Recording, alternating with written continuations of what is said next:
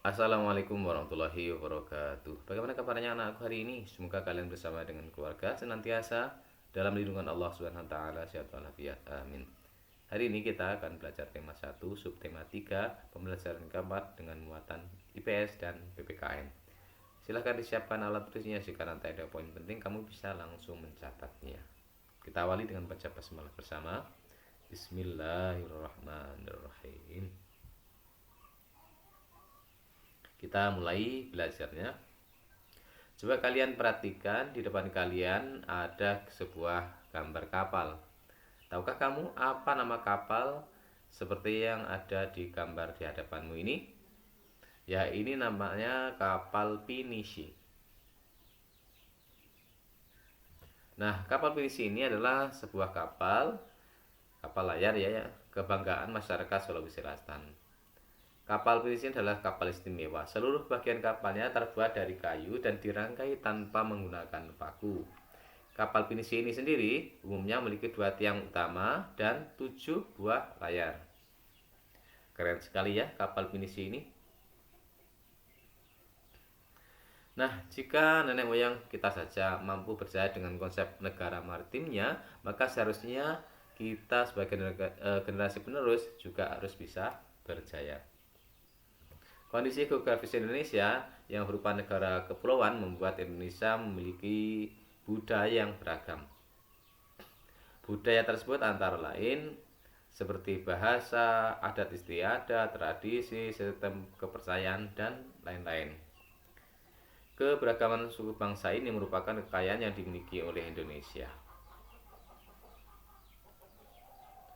Nah, ciri keragaman budaya lokal Indonesia. Budaya Indonesia itu punya keragaman suku bangsa yang begitu banyak.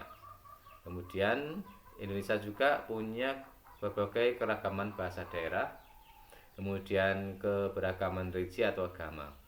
Ada 6 agama yang diakui secara resmi oleh pemerintah, yaitu Islam, Katolik, Kristen, Hindu, Buddha, dan Konghucu. Kemudian keberagaman seni dan budaya salah satu wujudnya adalah kesenian, baik seni sastra, seni tari, seni musik, seni drama, ataupun seni rupa. Nah, keberagaman budaya ini ada yang terpengaruh juga dari budaya luar. Dampak keragaman dari segi kebudayaan yang pertama, karena mudahnya pengaruh luar masuk ke negara Indonesia, maka masyarakat Indonesia lebih mengenal budaya asing. Kemudian timbulnya keberaneka-ragaman budaya dan akibat pengaruh luar. Kalau dua hal ini tidak bisa disaring dengan baik, maka yang rugi adalah bangsa Indonesia sendiri. Kemudian dikenalnya kebudayaan Indonesia akibat ramainya perdagangan dan pariwisata yang ada di Indonesia. Kemudian ada tontonan dan adegan dalam film yang kurang pantas, sehingga membawa efek buruk bagi bangsa Indonesia. Nah, beberapa hal ini harus diwaspadai karena agar tidak terpengaruh terhadap budaya Indonesia. Ini contoh budaya asli Indonesia, ada reog, ada tari kecak, dan ada alat musik angklung.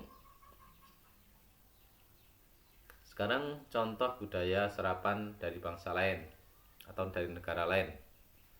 Contohnya ada musik keroncong, kemudian ada barongsai, dan ada tari coket. Nah, perhatikan di sini, wilayah Indonesia ini kan negara pulauan dan disatukan oleh laut, mempengaruhi tentunya kondisi transportasi yang ada.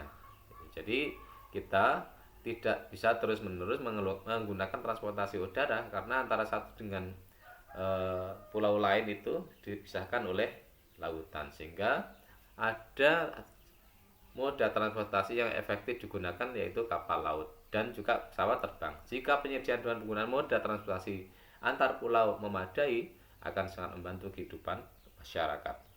Nah, berikut adalah peta jalur transportasi udara yang ada di Indonesia. Ini contoh petanya ya. Beberapa bandar udara yang ada di Indonesia. Ada Bandara Soekarno-Hatta di Banten, Bandara Kuala Namu ya di Medan, kemudian ada Bandara Ngurah Rai di Bali, ada Bandara Patimura di Ambon, ada Bandara Lombok di NTB, Bandara Samsidar Nur Kalimantan Selatan, Bandara Sultan Hasanuddin di Sulawesi Selatan, Bandara Sentani di Papua, dan masih ada banyak beberapa bandara yang lainnya di Indonesia. Ini hanya beberapa yang Ustaz sampaikan. Kemudian peta jalur transportasi laut di Indonesia. Ini peta jalur pelayarannya ya. Nah, berikut beberapa pelabuhan di Indonesia.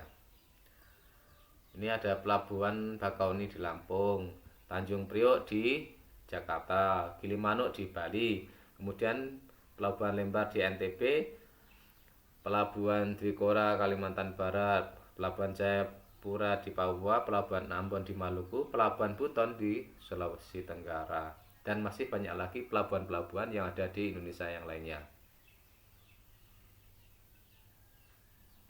Kemudian banyak kegiatan sehari-hari yang mencerminkan nilai-nilai Pancasila. Salah satu contohnya adalah gambar berikut. Perhatikan gambarnya. Di sini ada keluarga yang sedang bermusyawarah. Bermusyawarah itu merupakan penerapan dari nilai-nilai Pancasila, terutama sila keempat. Di sini keluarga Bahari sedang bermusyawarah. Musyawarah di rumah itu contohnya seperti apa? Salah satu contohnya musyawarah di rumah adalah ketika pembagian tugas dalam membersihkan rumah. Kemudian contoh lain, musyawarah ketika ingin menentukan tempat liburan. Ini contoh sederhana yang ada di rumah, musyawarah yang ada di rumah. Pengambilan keputusan secara bermusyawarah dapat dilakukan dimanapun. Tadi sudah kita lihat contoh yang ada di rumah. Musyawarah atau pengambilan keputusan juga dapat dilakukan di sekolah. Contohnya di sini adalah pemilihan ketua kelas. Kemudian juga dilakukan di masyarakat. Di sini ada contohnya misalnya di pemilihan ketua RT, kemudian ada rapat masyarakat, ya ada pemilu. Ini adalah contoh-contoh pengambilan keputusan secara bermusyawarah yang dilakukan di rumah, di sekolah maupun di masyarakat.